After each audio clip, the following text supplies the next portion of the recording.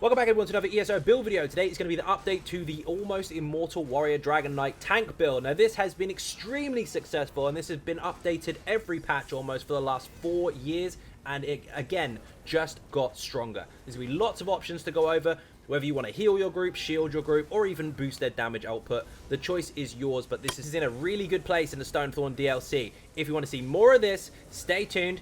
Everything is going to be explained. How did you do that? How did you do that?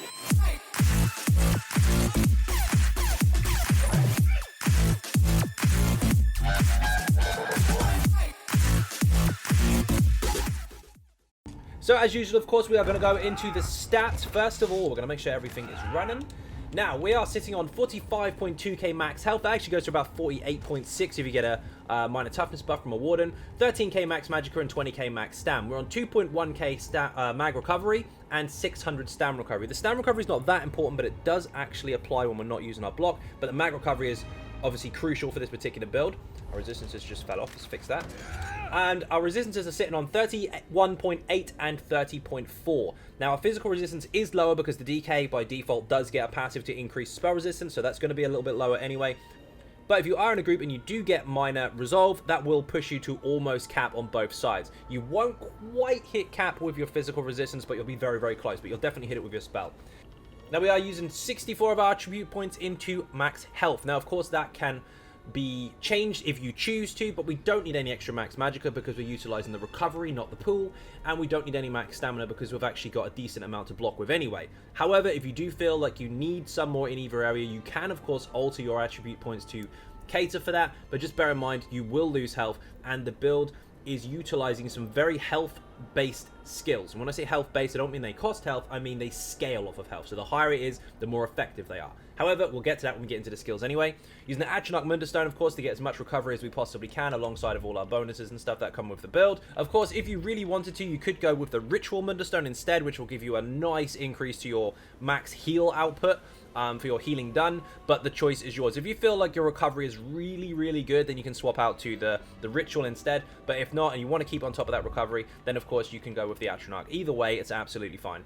We are a stage 4 vampire, of course. I would recommend stage 3 if you're not comfortable with the incoming fire damage, but if you're familiar with this build already, you will be in a very safe place at stage 4. We do utilize some vampire abilities, so we want to get the cost down, and the increase to cost for our skills is not actually that much of a negative because we can build for our ultimates very, very quickly with one of our vampire skills to counter the cost, and we've also accommodated for mag recovery to be able to still use our abilities just as fast as we did before, regardless of their cost increase. That will go over in the vampire passives and the gear and all that good stuff, but again, stage 3 if you want to. Stage 4 is fine. If you don't want vampire, you don't have to, but you will lose out on some of the bonuses, which are really, really helpful. And of course, we're using max health, max stamina food. Of course, you don't have to choose this if you don't want to, but this is very flat and very simple. This gives you 5,395 max health and 4,936 max stamina. Our magical recovery is already there. It's very, very high. So all we really need to do is utilize our stam pool very, very carefully and heavy attack if we run low. But we do have skills that counter towards that and actually give us more stamina back anyway. If you're not comfortable with this and you want more magic recovery, then of course you can use this. Now this gives you the same amount of health, but it gives you almost 500 mag recovery on top of what we've already got. That will push us to around 2.6, 2.8, depending on stack on bonuses. In fact, we can just put it on and show you. Where's my potion? That puts us to 2.8. There you go, 2.835. That's absolutely insane. But just bear in mind, of course, we have just dropped stamina. We've lost almost 6k stamina out of that. So if you're comfortable with 14k max stamina and you can heavy attack and keep up your resources and all that good stuff, you are never going to struggle with your magical sustain. It's absolutely nuts. But again, it's a preference. It's entirely up to you. If you aren't comfortable with a low stam pool, you can, of course, just stick to this stuff. The health bonus is the same for both, so you don't actually lose anything in your pool there. It's just a case of, do you want to spam more or do you want to hold block for longer? Okay, now we're going to go into the skills. These are going to be explained in detail about why we use them, where they come from, what morph to take, all that good stuff. There are timestamps if you want to skip this, of course, if you already understand it, but everything will be explained. So first off is Igneous Shield. This is in the Earth and Heart skill line. It is the third ability to unlock. Starts off as Obsidian Shield, morph it to Igneous Shield. Yes, I'm very aware that the other morph has a smaller shield, yet longer duration on Major Mending. However, we have chosen this on purpose for multiple reasons. First of all, this scales off of maximum health. So the higher your health, the bigger the damage shield. Now, we get a larger damage shield ourselves, but we do supply a damage shield to the group. In fact, up to 6 people, including yourself. Now, the higher your health, the higher your shield, and of course, the higher their shield. So you are pushing for protection with this skill. Now, you do get Major Mending, increasing all of your healing done by 25% for 3 seconds. But do we have any heals? Well, technically we do. That's coming up next. Technically, that is for us, and it does help, but we are utilizing the Major Mending for other things. Inside the setup, there is an option to actually heal your entire group, and this will push that. Now, of course, with the short duration versus the longer duration, it's a trade-off. Do you have a bigger shield? Do you have a short duration? We have very high magical recovery. This does not scale off of your max magic, so you don't need a big pool to boost it. This scales off your max health, so the larger that pool, the stronger it is, the more recovery we have, the more often we can spam it. We can keep up Major Mending, and we can keep up a damage shield for us and the group for a very long period of time.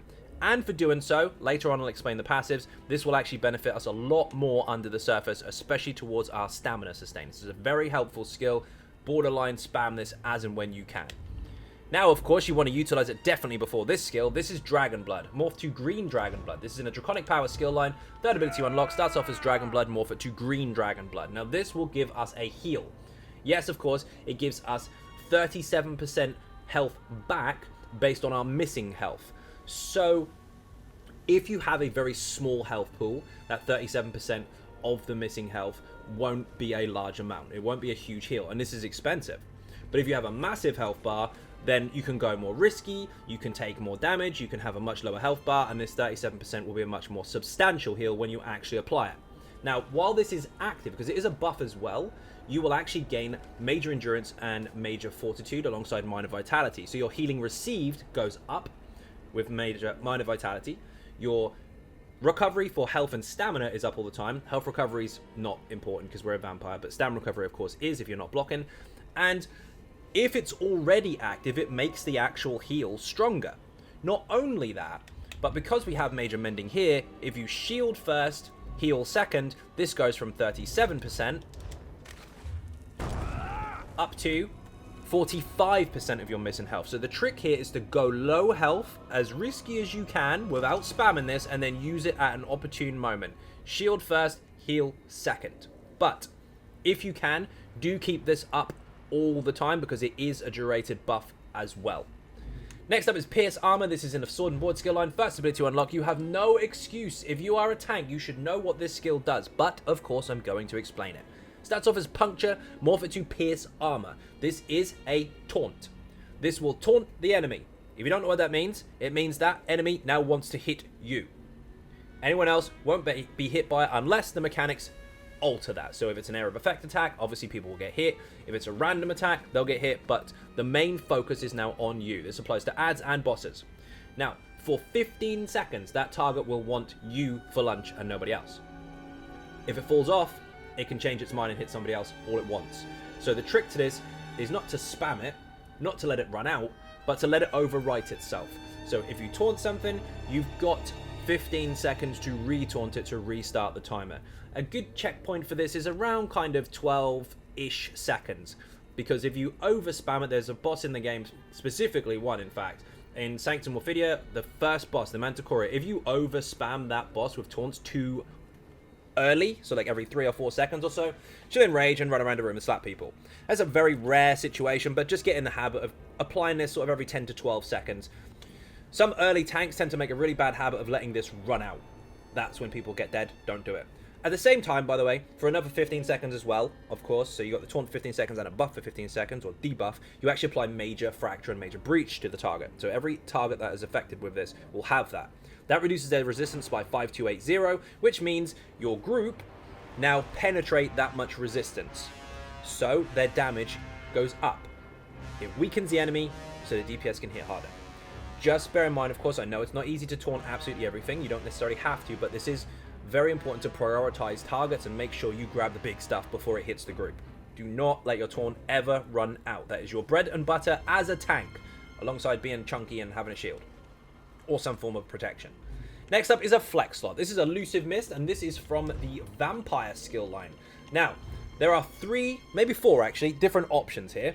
You can have Elusive Mist if you really want to. This starts off as Mist form, morph it to Elusive Mist. This will actually make you run faster while inside this form. And, of course, you will take 75% less damage while inside Mist form. And it takes magic every 1 second.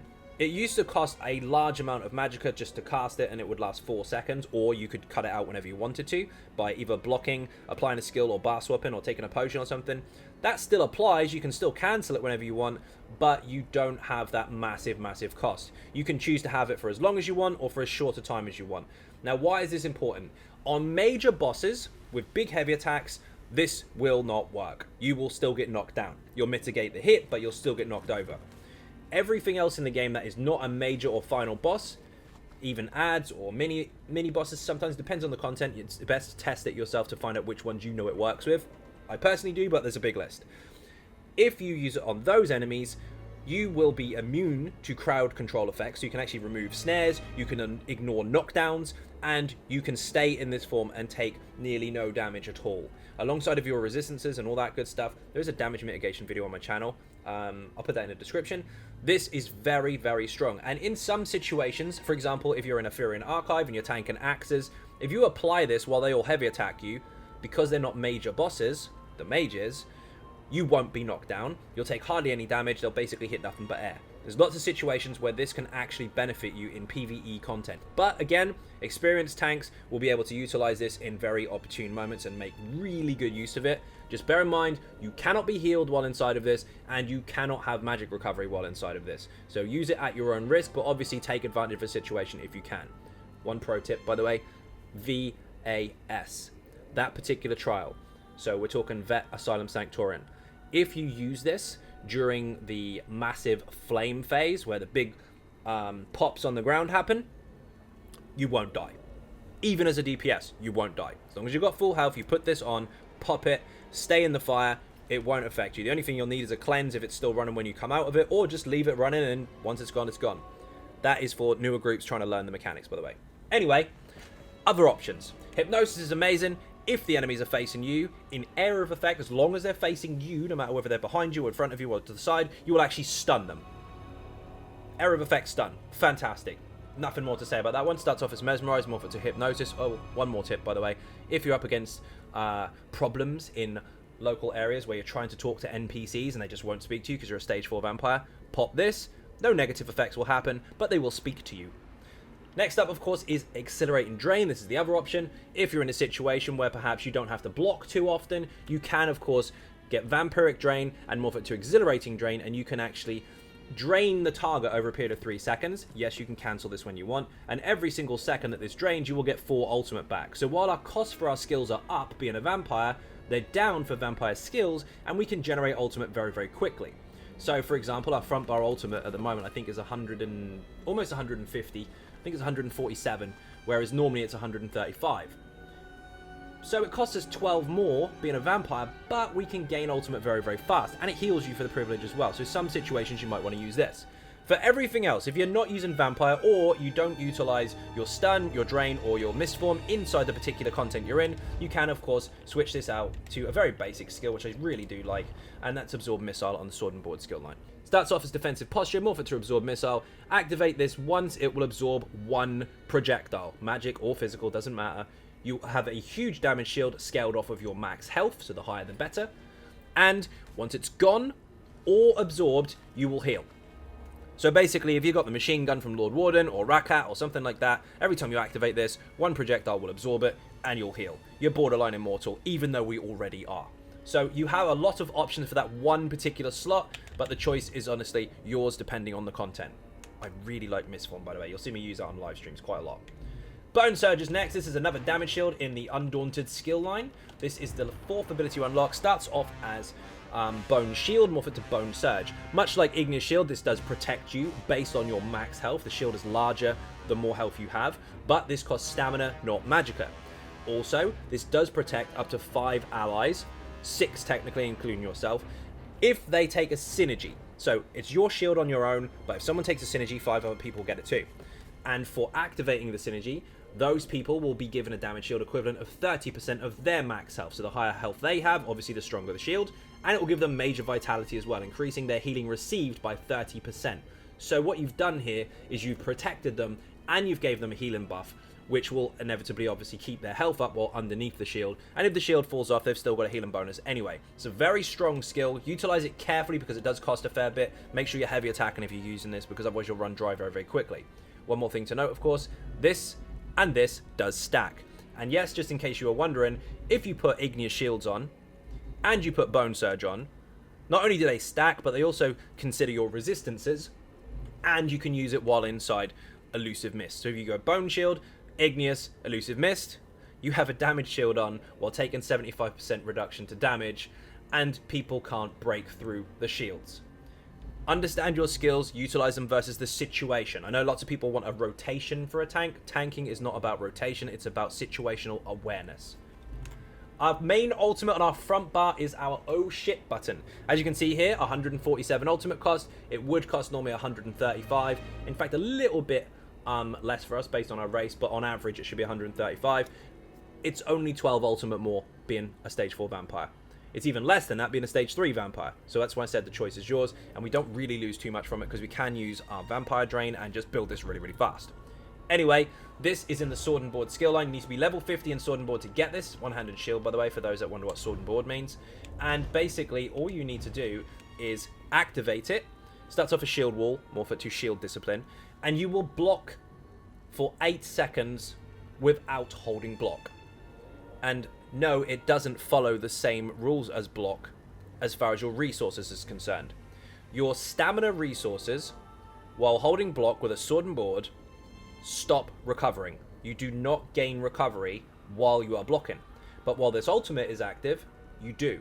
You still get your basic stam recovery. You can still move full speed. You can sprint if you want. You can dodge roll. You can activate abilities. You can heavy attack from underneath it and gain resources for 8 seconds while being blocking the whole time. And all of your one-hand and shield abilities cost nothing. So, Pierce Armor, your Taunt, if you want to reapply those, if you want to spam this, if you want any of these other abilities, for example, you can use any of them as many times as you can fit in within that 8-second period. And it will cost you nothing. I know people like to use Magma Shell, and that is an option. You can, of course, use Magma Shell if you prefer. Now, that is in the Earth and Heart skill line. That's your main ultimate. This will give everybody else a damage shield, and you can't take more than 3% damage per hit for that duration, for 12 seconds. You're borderline immortal, yes. But this doesn't allow you to block unless you do physically block. If you do physically block, it's going to drain your resources. If you try and heavy attack, you are exposed. You can be knocked down. This is a good protective buff, but this one allows you full mobility and no knockdowns while still able to gain back resources. Heavy attacking with this, you're wide open. Heavy attacking with that, you're not. Not to mention one other important thing that I actually use this for, by the way. And it's not just when I'm low on resources and need to kind of protect myself for a second. If your group, for some reason, dies, or if there's an emergency res required, and there's loads of stuns coming down, and no one can get a res in because everyone keeps getting stunned all the time. Instead of having to force yourself to get stunned, break free and time a perfect res, and then still getting peppered with meteors and stuff like that, depending on the situation, you can, of course, activate this and then just go for the res. The whole time you're resing, you are blocking. This is a massive oh shit button, and I'd highly recommend people use it. Now, back bar. Sanguine Altar. This is in the Undaunted skill line. Now, this costs health initially. When it goes down, it lasts for 40 seconds, and any enemies caught inside of this will be debuffed, in effect. Anyone that hits them, including yourself, will heal for the privilege. And this can happen every 1 second. So all the damage you do or other people do, if it's a light attack, a heavy attack, a dot, a direct, doesn't matter what it is. If you damage one of the enemies caught by this, you will heal. So this effectively helps your group survive. And if they go low health, they can take a synergy, which will heal them for 40% of their maximum health. And we have Major Mendant spam from here, which does contribute to this. Yes, of course, the healing, crits and all the rest of it scales off of the player stats, not yours, but this does help a lot, and this is going to be utilized all the time based on one of our set choices, if you choose to use it. So keep this up all the time, don't let it run out. It helps with synergies, it helps with basic survival, and it also does promote the build.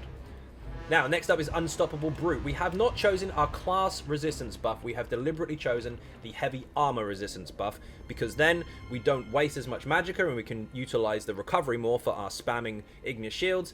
And of course, we can benefit from this very important bonus to this skill. Now, it starts off as Unstoppable, morph it to Unstoppable Brute, not the other one because it will literally plant your feet and you can't move. This will give us Major Resolve, increasing our physical resistance and spell resistance by 5280 for 20 seconds. It costs stamina, so watch your bar, be careful. And for each piece of heavy armor worn, you decrease the cost of Break Free, which is very helpful, of course. We're actually wearing 6 heavy. Bear in mind, I said 6, not 7. And it grants you immunity to knockback and disabling effects for 6 seconds. It does reduce your movement speed by 65% for the first 6 seconds this is active, but it gives you a resistance buff and you can't be knocked over. So if you are in a situation where, say for example, a heavy attack or a knockback is now coming, and you can counter it with this, and you don't need to block because it's not going to kill you, that comes with experience by the way, you could heavy attack a target consistently for say 4 to 6 seconds, keeping an eye on stuff obviously because it might fall off, while this is active and you will not be knocked over. Just bear in mind, of course, that doesn't mean you can save yourself from one-shots. You might still have to block those, but some mechanics you can get away with it. So know your bosses, know the situation, and utilize this to stop yourself being knocked over when you need to do something important. But, of course, keep this up all the time because it is a very important resistance buff. And just be aware, if you're in a situation where you have to move fast, don't activate it until you get to where you need to be. And if you have a Warden in your group for whatever reason, and they are casting Major Resolve all the time anyway for the group, you can use it just for its immunity to knockdown and disabling effects, of course, and not use it for its active resistance, and that will help with your sustain as well. Or you can swap it for something else. I know there are lots of situations where this might be confusing. Do I use it? Do I not? Everything will come with experience. Next is Inner Rage. This is our main ranged taunt. Now, this is in the Undaunted skill line. Starts off as Inner Fire, morph it to Inner Rage. Now, just bear in mind, of course, ranged targets, if they are deliberately designed to be ranged, if they're shooting you from range or whatever, they will not come to you. They will hit you, but they won't come to you if they can reach. So what you need to do in those situations is most enemies, if they're ranged, have about a 28 meter range. If you get a taunt on them first, then get out of their range, they will have to come to you to be able to shoot you. Once they can reach, they'll stop. So what you want to do with that is you taunt the close by stuff, the melee things, and they'll come with you. So walk backwards while you've got the range one taunted. It will then come to you. Once you think it's in a position where it's comfortable, you then run back to it. All the melees will come with you anyway, and now you've got a nice comfy stack. Now some enemies cannot be CC'd, so that's a very useful tactic. If they can be, however, you can use this. This is not a taunt, by the way. This is a chain. This is how you pull stuff to you rather than having to manipulate distance. Now, this is in the Ardent Flame skill line. Starts off... Oh, wrong button. Starts off as Fiery Grip, morph it to Unrelenting Grip. This will chain an enemy to your feet. Now, yes, you still have to apply a taunt or immobilize to hold the target in place, but this will bring it to you. And this has a very good bonus to it. Not only does it increase your movement speed, so against things that can't be CC'd, or even if they can, if you've got to move quickly, you can activate this first and leg it. But if the target cannot be pulled, maybe it's an accidental chain, or you've pulled something when it's been CC'd by somebody else, which is a bit annoying, or maybe it's just a target you weren't aware of, couldn't be chained, you will be refunded 100% of the cost. So if you fire it, and it doesn't do what it's supposed to do, you get the magic back. And of course, the immobilization skill is up next. It's in a Draconic Power skill line. That was really hard to say. Starts off as Dark Talons, morph it to Choking Talons. The other one does damage over time. This one actually adds minor maim to the target. So this is your control ability. You chain them in with one, which counts technically as a stun, and then you immobilize them with this, which is a different type of CC, and yes, they stack. Chain in, pin them up. Or manipulate range, go back, come back in, and then pin them up. As long as things are aggro, taunted, and controlled, you're all good.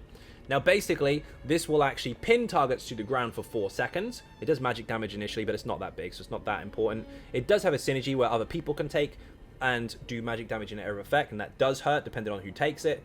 And, of course, all enemies caught by this are affected by minor maim. Minor maim will reduce the damage that they do by 15%, meaning you and your group take less damage. Now, while the immobilization only lasts 4 seconds, the maim does last 10. And this does apply to bosses. You can't immobilize bosses, but you can afflict them with the minor maim. So it's not a case of this boss can't be immobilized, let's not use this skill anymore, oh my god, I need something else. No, you can still apply the maim. Very useful indeed. Backed by, of course, Aggressive Warhorn. Now, this is a flex slot. You can, like I said earlier, use Magma Shell if you want to, but of course, it's not as utility-based for oh shit situations as your Shield Discipline. Shield Discipline is much better for most situations, but if you do want something to be deliberately protective to your group and you're not trying to res or anything like that, you just want to protect them, then you can use this. Magma Shell will give them a damage shield equivalent to 100% of their maximum health, and it will make you borderline immortal for 12 seconds. You will still need to block, you will still need to pay attention to mechanics, but this can help your group overall.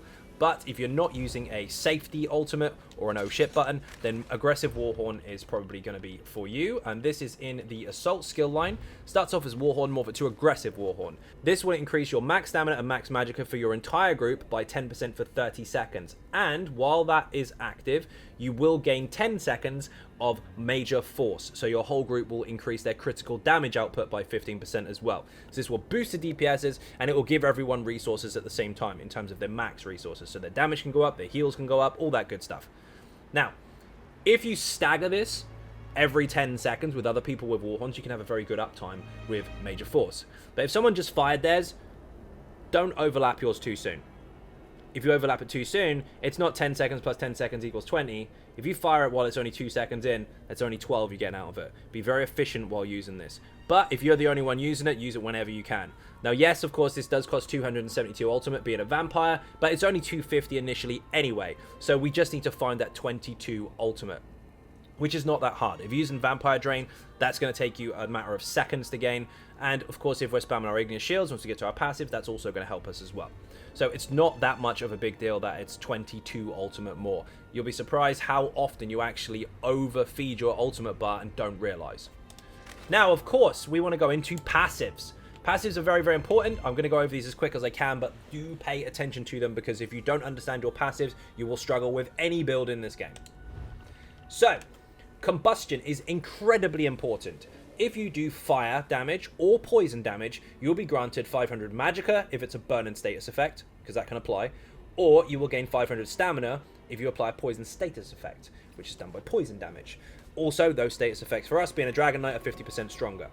That is going to make more sense when we get to the gear. We are going to come back to this, but poison damage can apply poison status effect and can give you 500 stamina back every new poison status effect that applies. The fire one, that's an option, but remember this passive.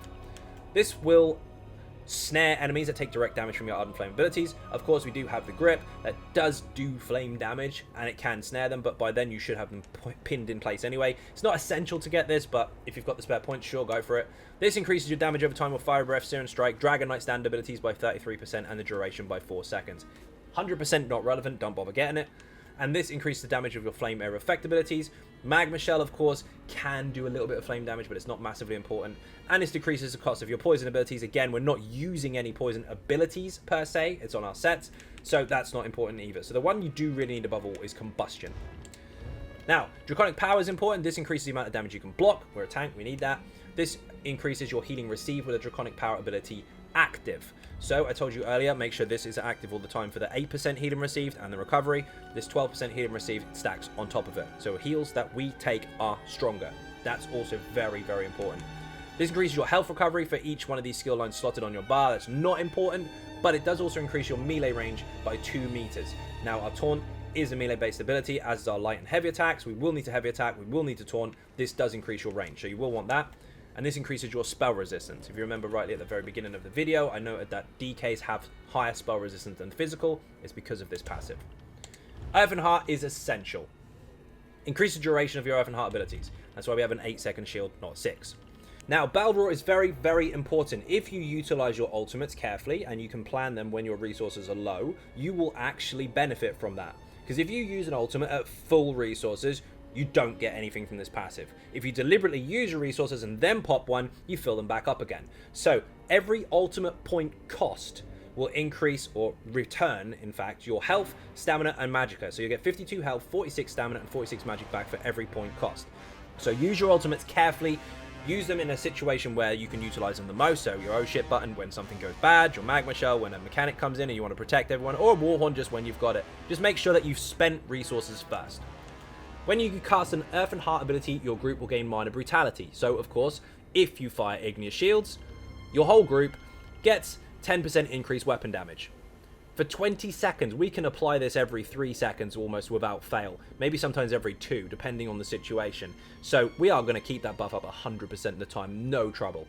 Plus, for doing so, you'll protect your group and increase healing done.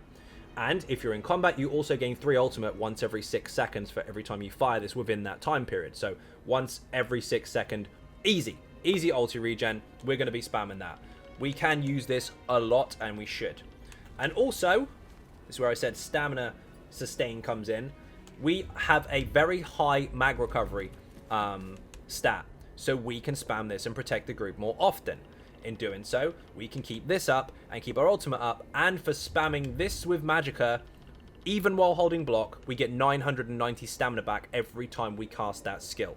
So the higher your mag recovery, the more often you can spam this, the more uptime you have on Major Mendon, the more uptime you have on these massive shields for you and the group, and the more stamina you get back, meaning you can just sit there and basically hold block throughout. Everything works in tandem with each other. Sword and Board is very important. Get every single one of these regardless of whether you understand them or not. They are important. This reduces the cost of your one-hand and shield abilities by 15% and reduces block cost. Get that? This increases the weapon damage of this skill line, but it also does increase the amount of damage you can block. This is your block passive. Very, very important. You must get this, because otherwise you're open to one-shots. There are lots of one-shots in the game that are designed for tanks to take, and I don't mean people that are just really, really beefy with loads of resistance and health. You need the block passives to mitigate the total amount of damage so you don't die. If you don't have this passive, you are going to die to some stuff that you would normally think won't kill you because you're big beefy. It's designed so that DPS don't sit there and pretend to be tanks, and it's designed so that tanks be tanks. This is an important passive to note, because if you do use a weapon that's not a sword and board or ice staff with passives, you lack the mitigation bonuses and you will die. This improves your standard bash attacks, making them deal more damage, but that's not the important part. The important part is they cost 40% less stamina, because you'll be interrupting stuff all the time. This increases the amount of damage you can block with projectiles. Obviously, you will get shot, and you take less damage for doing so with this passive. And if you do have this passive at the end, you will move faster during block. You do slow right down while you're blocking stuff. This gives you a bit more maneuverability. Not to mention, of course, if your ultimate is on this particular type of block, doesn't affect your movement speed at all. You can move full speed. But get these passives. We are using 1 piece of light armor, depending on your choices, obviously. So this will reduce the effectiveness of snares against you. We're quite fast anyway. I mean, we can sprint as a vampire, and we have very good cost reduction for that, which is coming up. But this will mean you get snared less. And of course, it reduces the cost of sprint, which is quite nice for the 1 piece. This will increase your Magicka recovery. We are utilizing recovery a lot, and we've got a reduction to cost. So although we do have an increase to cost, this counters it ever so slightly. And of course, this will give you increased spell resistance. This isn't hugely important, but it will count anyway. So these 3 are required. Heavy armor, of course. For the 6 pieces we have resistance buff here per piece. We have increased health recovery, which is negative, but don't worry. We still have an extra bonus here, which is the return for Magicka and stamina if you take damage. So the more damage you take, obviously once every 4 seconds, you will actually benefit from that. If you're not taking any damage, of course, this doesn't apply. This will increase your max health by 12%, and this will increase the amount of Magicka or stamina you get back based on your heavy attack. If you're using an ice staff, you'll get more magic back. If you're using a sword and board, you'll get more stamina back. And we have increased healing received yet again. All these healing received and healing done bonuses are going to benefit a lot. We are, of course, a stage 4, or 3 if you want, vampire. Now, these are important. This will increase your movement speed while sneaking. Some content that's helpful. It's not the end of the world if you don't have it, but that can help. This is not that helpful for us as a tank, but if you are invisible or you just come out of mist form, your spell and weapon damage is increased by 300 for 6 seconds. We're going to be in mist form quite a bit, especially if you know the mechanics for certain content, because you can utilize that in many different areas. This here reduces the amount of damage you take by up to 30% based on your missing health. So the less health you have, the less damage you take. It's a very tanky passive for stage 3 or higher. That's why I said stage 3 earlier. And this is actually very important. This reduces your cost of sprint. Being a tank, you obviously want to be up front. That's your role. You want to be up there in the face of it before the squishies get hit. And there are an abundance of people that like to YOLO past the tank and die. Now, that's negative to you, because if you go running off ahead and use all your stand pull to sprint with, you've got nothing else to taunt with, and you've got nothing to block with by the time you finally arrive at the fight. Well, our sprint cost is down by 50%, which is stupidly overpowered in my opinion. And also, if you do sprint for 3 seconds, you do go invisible. The invisible part is fun and not necessary, but a reduction to sprint cost is very, very good for you getting up front really, really fast and stopping YOLOers from dying. Now, of course, you do want one fighter's guild ability. You want this. If you kill Undead, Daedra, or Werewolf, and occasionally you will get the kills, you will get ultimate back. So that's a very, very helpful passive. Undaunted, of course, you want both of these. If you take any synergy at all in the entire game, you will get 4% of all your resources back. So your max health, your max stamina, and your max magicka will be filled by that amount for each one you take, regardless of what the synergy does itself. Now, this would increase your max magicka, stamina, and health by 2% for each type of armor worn. We're in 6 pieces of heavy, 7 if you use in one of the alternative setups, and 1 piece of light. So that will give us a 2% for each stat. Now, while we have 1 piece of light and 6 heavy, we get the 4% bonus across the board. If we have 7 heavy, we still get the same health bonus, we just drop a tiny bit of mag and stam. So just bear that in mind, depending on which option you choose, depends on how this affects your overall build. The main reason we've got the light armor passive is to counter some of the loss in recovery and reduction to cost, because our vampire passive kind of push things up a little bit. So it's counterplay, but it actually works out really, really nice. So the choice is yours depending on the setup, but make sure at least you get these passives. They are going to help you. We are, of course, an Imperial. No, you don't have to be. There are choices. Now, before everyone goes, well, which one's best? This one is more optimal for this particular build, unless you want to change stuff. If you want to change to a Nord, or Argonian, or all the other obvious choices for tanks, that is entirely up to you. I'm never going to tell you not to do it. Just consider what bonuses you gain or lose for doing so. Yes, all of them have been tested, but this one actually stood out from the crowd as far as they are all concerned, but some are close. So the choice is yours. If you really wanted to, you could be a wood elf, but just consider you won't have any health. If you want to be an orc, you'll be faster, you'll have health, you'll have stamina, but you won't obviously have the red diamond passive. There's lots of different things to consider. But for this particular setup, we are an Imperial. We get 2k max health, we get 2k max stamina, so highest health bonus and highest stam bonus combined, and we get red diamond, which reduces the cost of all of our abilities. Remember, they are up. This pushes them down a little bit. And when you deal direct damage, which we will, even with a light attack, you heal yourself for 379, which can crit and does scale off of healing done and healing received, and you restore 333 magicka and stamina, and this can happen once every 5 seconds. So if you're doing direct damage, you heal and get resources back. For taking damage, you get resources back from the combustion passive. They stack alongside each other very, very nicely, and everything works, again, kind of like balance and scales. You lose some of this, you gain some of that. Now, also, finally, the most important passive in the game, in my opinion, is medicinal use. This makes your potions last 30% longer. We're using tripods, which will give us health back, stamina back, and magicka back. We'll have 20% stamina recovery, 20% health recovery, which is not important, and 20% mag recovery for keeping those potions up all the time. The cooldown is actually 45 seconds, so we can have them 100% of the time and constantly have those recovery bonuses. Remember, potions are consumable buffs. You wouldn't let your active buffs run out. Don't let your consumable ones run out. Now we're going to get into the juicy part. Now we're going to get into the gear.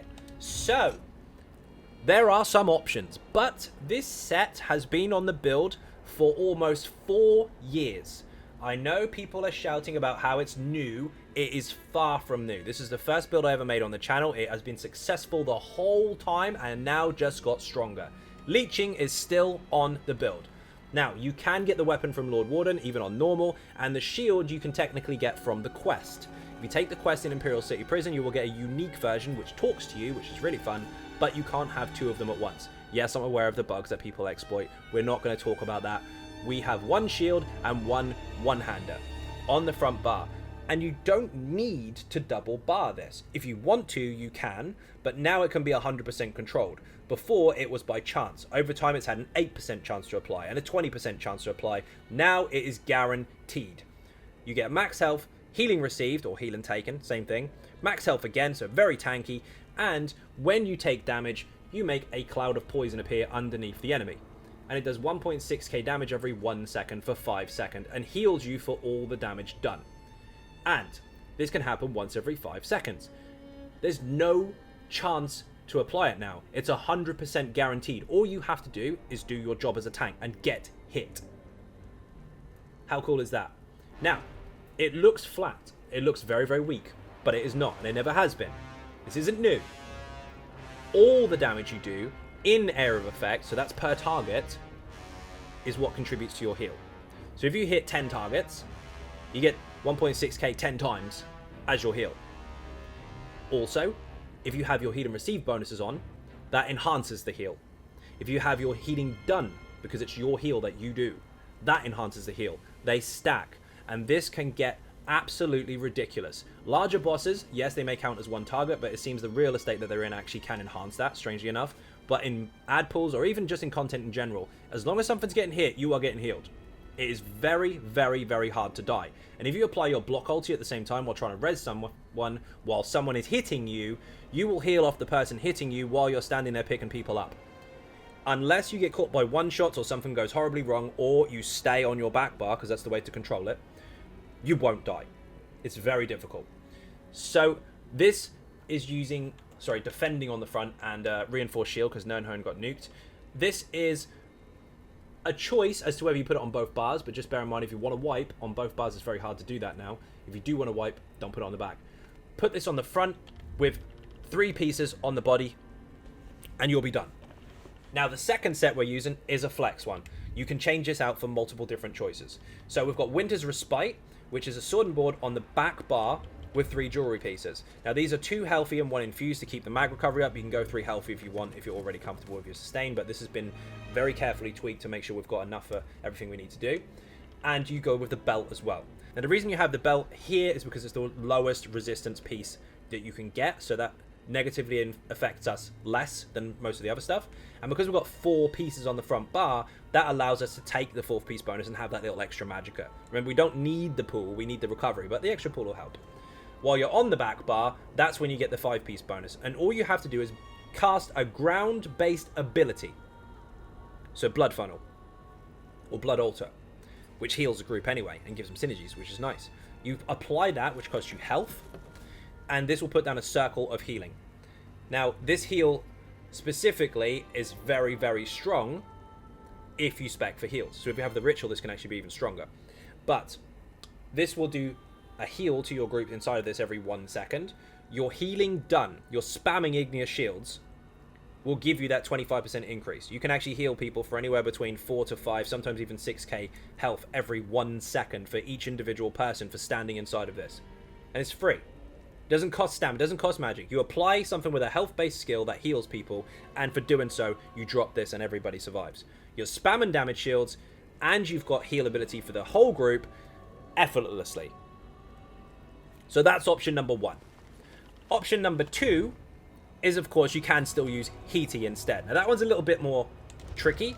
That one you need to apply, obviously, the funnel, just like you did before, or the Blood Altar, Blood Funnel, whatever you want to call it. But you will find that you have to heal yourself while inside of it. So you need to make sure you're in a negative effect. You have to make sure you're under max health. Now, what you can do instead, if you don't want to use this, is you can alter it for Yolnakrins. So you can, that was actually the build, in fact, ever since Elsewhere. But that is still a very popular option. You can use Yolnakrins, and that will grant everybody minor courage just for taunting. Remember, you have a ranged taunt on the back bar. You can back bar the set and just apply it whenever you need to, which is fine. Or you can just double bar Legion and double bar Yolnakrin. If you do that, just remember you can't wipe very easily. So you want to be in control of it if you can help it. Also, you could use Gallonways, but that will require you to double bar it, because otherwise if you swap to the back bar and block, you get the bonus. If you swap to the front, you don't. Again, that's a choice. You can go with Legion and YOLO, Legion and Gallonway, or Legion and Winter's Respite, but the way this is set up is about control. You control Winter's Respite on the back, you control Leeching on the front. And to keep up with your sustain, because obviously we have a reduction to our sustain overall because of our increase of cost being a vampire, we can utilize this, which means if we block, we actually get all 3 resources back. You just have to block 6 attacks between 0.25 seconds of each hit. So you can actually stack this up within a second and a half. And then every 14 seconds, you can redo it. And it would just constantly refill and refill and refill and refill as long as you're blocking. Then we've got Bloodlord's Embrace, which is a mythic item. You can get this by yourself. Or within a group if you're farming for leads, whatever. If you bash a target, doesn't need to be interrupted, just bash it. This will give it a debuff. And it will stay with it forever until you bash something else or it dies. Every single time you take damage from that target, once per second, you will actually gain 1535 magicka. That is stupid. We already have between 2.1, almost 2.2, and 2.8k magicka recovery, depending on what food we use. This also contributes towards that. Yes, you can spam Igneous Shields all day long with your heal on the ground, and all you have to do is do your tanky stuff. Everything's done for you. So to recap over all this and the traits and all that good stuff, Leeching on the front on the sword and board. Quest item there, very easy to get hold of. Winter's Respite on the back, sword and board or ice staff if you prefer. Yes, you can still use Heaties. Yes, you can use Yolokrin. And yes, you can use Gallenway if you really want to, but just remember that one needs to be double barred. Stonekeepers on the helmet and shoulder. Bloodlord's Embrace if you can get it on the chest. And, of course, 3 Leeching on the body, while Winter's Respite is on the jewelry. So your secondary set needs to be jewelry and weapons, if you can help it. Your main set needs to be 3 pieces and front bar sword and board. The belt is a secondary piece also. Now, monster set-wise, you can change this to Grofthar if you prefer. Now, the reason you would want to do that is because instead of having to block to gain this bonus, Grofthar does fire damage. Grofthar can apply burning status effects, especially in big ad pools. And if you're in a big cluster of ads, every single burning status effect will give you 500 magicka back. It doesn't take a rocket scientist to realize that your magicka pool will be full. So that's an option if you can't get hold of this one. There's a kind of lesser content option if you prefer. This one's a little bit harder to get because you do have to go through Frostbolt. If you can't get this or you refuse to go for any antiquity stuff, the full setup is fine as it is, but you will have to double bar both sets. So that will mean here you can go with perhaps double sword and board with Winter's Respite, with 3 jewelry, and then just full body Leeching. Or whichever way works for you. You can mess around with slots, just make sure they're on both bars. Just bear in mind, of course, like I said already, Leeching is so bloody powerful now with the guaranteed proc. If you want to wipe for any reason, you are going to have to run away from the enemies so they leave the AoEs so you stop healing. Now the traits again, defending and reinforcing the sword and boards. If you're using an ice staff, you might want to go infuse with a magicka return glyph. And we're using poisons. This returns extra magicka when you do light attacks or weapon abilities. So that's actually very, very helpful. The reason we have gone reinforced is because Nirnhone got changed. And you can go with health instead of stamina if you prefer. Body, you want 2 reinforced on the helmet and shoulders. And then 1 on the chest. If you want to, you can keep that as sturdy because it comes as that anyway. And sturdy on everything else. These can be changed to healthy all the way through. Or healthy and 1 infuse. Your choice. Now, of course, we're going to go into champion points, and then we'll have a quick demonstration. So we'll start with the red stuff. 66 into Ironclad to reduce the amount of direct damage you take. 56 into Hardy and Elemental Defender, alongside 48 into Thick Skin to reduce all the flat damage that we take, alongside damage over time as well. Just bear in mind, of course, Unchained is very important. If you do break free, and you will have to do that, your next stamina ability is cheaper, so pop a Bone Shield, a Taunt, or an Immovable skill. Also, bear in mind, of course, this is very important. When you bash a target, you have a 20% chance to heal. That 2.5k does crit. It does scale off of healing received and does scale off of healing done. So if you do bash anything with all those bonuses running, you can get about 6 or 7k heal out of that. Sometimes about 8.5 maximum. It's pretty good. 19 into Quick Recovery to increase our healing received again, and 25 points into Heavy Armor Focus to just plug the gap that we're missing as a DK. We do get 3300 spell resistance as a DK, so this isn't quite a complete counter, but it does allow for more resistances, so if we do get a minor buff, that actually kind of pushes us almost to cap. This also, you will be resurrecting people without a doubt, because it's very hard for you to die, and if people do stupid things, you can actually fix that situation and get them back up. While rezzing someone, pop your block ulti, make sure you're on the front bar, of course, and you will give them magical recovery when they get up, and you'll take less damage here while rezzing people. Very helpful indeed.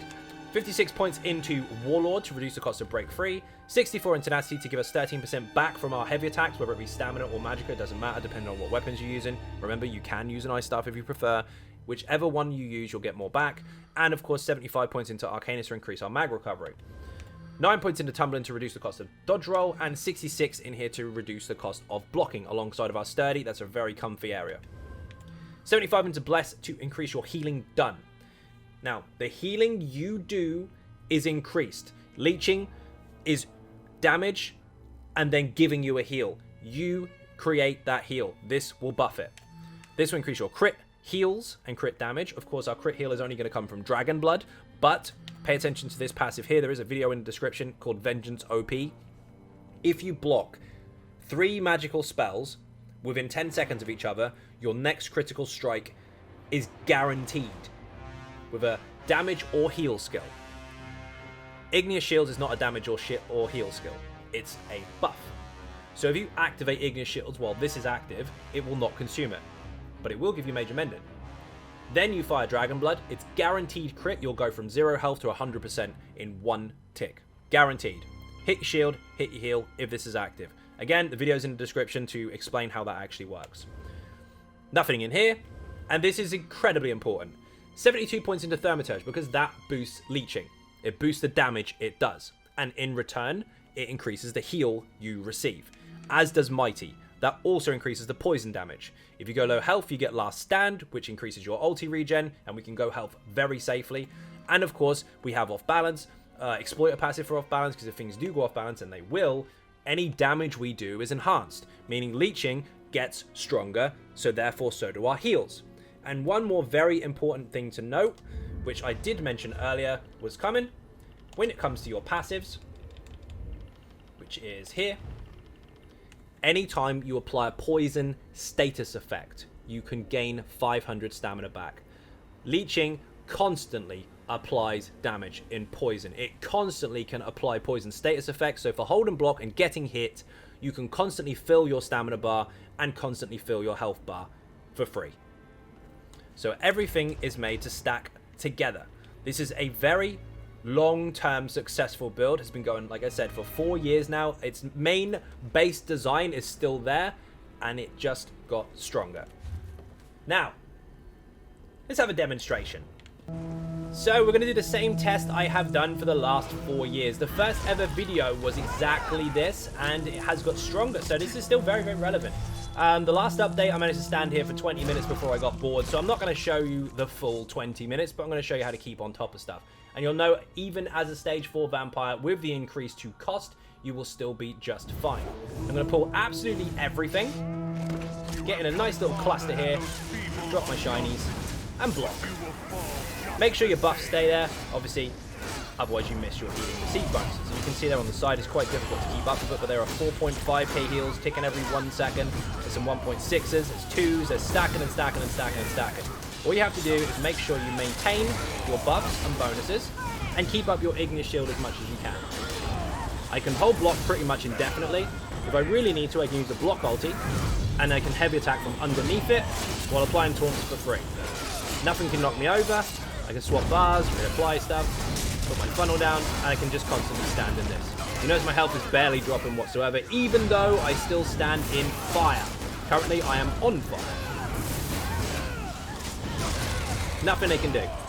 Keep an eye on your buffs, pay attention to what's going on, and also if you've got a heavy attack coming in from one of these guys, you can just misform, and they will actually hit nothing but air. Pop out, heal up, you're all good. Very, very simple to do. Everything is done for you, just remember which bar you are on, because the back bar will apply your Winter's Respite for you and the group, and your front bar will not. It will apply leeching. So if you're not on the front bar, no leeching will apply. If you are on the front bar, it's there forever. You can see the poison underneath these targets here. The more enemies, the better. Even if we go over here, mess with some of these a little bit.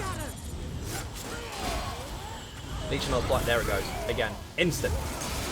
The fact that they've removed the chance on this set is absolutely disgusting. It was always very, very strong with an extremely high chance to proc anyway, but now that it's 100%, it's ridiculous. So if you did enjoy this build before, I'm sure you will enjoy it a lot more now. So why is it useful having that much survivability yourself? Well, let's face it, the squishies need to be alive, and the squishies don't generally have that much in terms of healing. They have a little heal here and there, and the healers can actually do their job now. Instead of having to babysit you, being the squishy tank, trying to push everybody else up, you can self-sustain indefinitely, you're not a burden to the group, and all those important heals, especially the individual ones that kind of scatter around the room and try and hit whoever's got the lowest health, you're not going to be that person anymore. Other people can get them, which means less DPS dying, more people staying up, and less people trying to pick them up off the ground. Yes, of course, oh shit situations happen, and you might have to do above and beyond your role and pick people up, but at least you can. The healers no longer need to focus you unless it's extreme situation, and they can focus more on the group. That in itself can enhance performance because you don't have so many dead bodies. Anyway, now it's time for the fabulous stuff. Fashion time. So, first of all, we are actually using a Divine Prosecutor's hat. Now, this is the heavy one, by the way. So, this is a heavy helmet. We are using Worm Cult. You're going to be surprised here because it's pretty much throughout the same stuff. Worm Cult Curious, so that's a heavy as well. Worm Cult Hands, Worm Cult Legs, and Worm Cult Feet. Now, the belt is Dramathra Light, of course, because of the little blue symbol there, which is very cool. And our shoulders are actually Imperial 4. They are heavy, they're Imperial, and they are number 4. There's lots of different versions of Imperial shoulders, of course, depending on what level you are when you make them, but the maximum level one for the motif style is number 4. Now, of course, the weapon is Lord Warden. If you don't have that, of course, I mean, I don't know if it's going to come back. Maybe it will. You can use other stuff. It's not going to look quite as cool as that, but that's a Lord Warden weapon. That was a monster-specific one from the Crown Store. But the shield you can get in-game, that is actually the Senchal Shield. So Shield of Senchal Shield. Funny that. And the back bar is the same motif style. That's Zivkin as the Lord Warden Leeching Shield itself. So the one you actually get from the boss. And the shield is the Morag Tong Shield. Now, the colors that are being used throughout are mostly these two here. So we've got Warrior's Steel, which is the purpley color, and we've got Windhelm Steel, which is kind of the armor shiny silver color. But we are using one red occasionally. Now, the red we're using is actually Daedric Red. As you can see there on the shield, very nice dark tone to that one. That is what we're using for those. You can, of course, use some of the other reds, but they don't tend to have that kind of pop to it. They tend to be a bit either really, really bright or really, really dull. But that actually works out quite nicely on those areas. Now, of course, on the website, you'll be able to see the whole thing, where all the stuff is and all that good stuff. I've got an actual PC UI layout for that, so if you're more interested in seeing where everything actually goes rather than trying to stop the video, then that is there. That's going to be in the description as well. So hopefully that helped, hopefully it wasn't too boring, hopefully you're still enjoying the build. If you haven't seen this before, surprise, this is not new. If you have seen this before, it is still bloody strong, and in fact a little bit stronger. So, first of all, of course, thank you all very much for watching. I hugely appreciate the support. If you are not subscribing already, please do hit that button. It is free. Furthermore, if you want to help support outside the channel, there are some links in the info section for Patreon, Twitter, Facebook, and, of course, the website xynodegaming.com, where all the written guides are. I do live stream on Twitch every single night, except for Wednesdays, or unless I say otherwise on Twitter, at 10 p.m. UK time. And, of course, there are some other links in the description as well if you're interested in some outside of the channel stuff, including Instagram as well, because some people apparently like weird stuff. But thank you again very much for watching, and I will see you in the next video. Bye-bye.